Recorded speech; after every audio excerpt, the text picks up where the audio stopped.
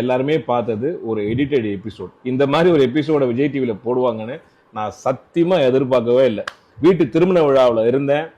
விஜய் டிவில இருந்து எனக்கு கால் பண்ணி இந்த மாதிரி ஒரு ஷோ பண்றோம், நீங்க கெஸ்டா வாங்க, டாக் லவரா வாங்க அப்படின்னு கூப்பிட்டாங்க. நான் சொன்னேன் ஆர்குமெண்டா இருந்தா நான் தயவு செய்து வரல, நான் ரொம்ப பிஸியான ஒரு விஷயத்துல இருக்கேன் அப்படின்னு. அதெல்லாம் இல்லை சார், ஆஸ் அ டாக் லவரா வந்து உங்க ஒப்பீனியன் மட்டும் சொல்லுங்க அப்படின்னு அவங்க சொன்னாங்க. அந்த கான்வர்சேஷன்லாம் நான் வச்சிருக்கேன். அதே மாதிரி முக்கியமா வந்து ஒரு பாதிக்கப்பட்டவங்களை வச்சு ஒரு நிகழ்ச்சி பண்றது, அதுவும் ஒரு ஸ்பான்சர்ட் நிகழ்ச்சியை பண்றது எந்த விதத்துல நியாயம்? அந்த கேள்வியும் நம்ம கேட்கணும்ல. நான் எபிசோட் பார்க்கும்போது தான் தெரிஞ்சது. ஏன்னா நான் அந்த நிகழ்ச்சிக்கு வந்து எல்லா ஷூட்டிங் முடிஞ்சு கடைசியில் தான் நான் வந்து ஜாயின் பண்ணேன். ஸோ எனக்கு வந்து அங்கே என்ன நடந்ததுன்னு தெரியல.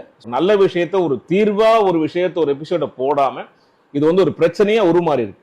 ஸோ அதனால பதில் கொடுக்க வேண்டிய கட்டாயத்தில் நாங்கள் இருக்கோம். அதனால நான் அன்பா எல்லாருக்குமே சொல்றேன், யாரையுமே எதிர்த்து நான் எதுவுமே பேசவே இல்லை. நீங்க யாரும் இங்க வராதீங்க, ஏன் வரீங்க அப்படின்ற மாதிரியான விஷயங்கள் அந்த அர்த்தத்தில் ஒரு ஹார்ட்லெஸ்ஸா நான் பேசவே இல்லை.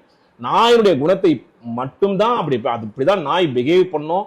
ஒரு தெருநாய் அப்படிங்கிறது ஒரு பதட்ட நிலையிலேயே எப்பவுமே இருப்பாங்க. இந்த விஷயங்கள் எல்லாம் சொன்னேன். ஆனா வெறும் 9 மணிக்கு மேல வரக்கூடாது, 11 மணிக்கு கூட யாருமே ஏரியாக்குள்ள வரக்கூடாது அப்படின்னு கட் பண்ணி அவர் கேட்ட கேள்வி ரியாக்ஷன்ல இதை வந்து போட்டிருக்காங்க. நீங்க பார்த்த எபிசோட் வந்து ஒரு சினிமா தான், எல்லாரும் கட் பண்ணி ரியாக்ஷனோட போட்டிருக்காங்க. ஸோ இதனால வந்து பாத்தீங்கன்னா ஒரு நாய்க்காக பேச வந்தவங்க எல்லாமே இன்னைக்கு ட்ரோல் செய்யப்படுகிறாங்க. இந்த நிகழ்ச்சியை பாத்தீங்கன்னா rich versus poor, haters versus lovers அப்படியே போச்சு. அந்த மாதிரி ஒரு டிபேட் நிகழ்ச்சி இருக்கக்கூடாதுன்னு தான் என்னோட தாழ்மையான ஒரு ஒப்பீனியன். ஒரு டிபேட் நடக்கும்போது அதுல வந்து கடைசி நமக்கு ஒரு தீர்வு கிடைக்கணும். நமக்கு வந்து ஒரு பிரச்சனை இருக்கு. இப்போ அந்த பிரச்சனையை நம்ம தீர்வை தான் பார்க்கணும்.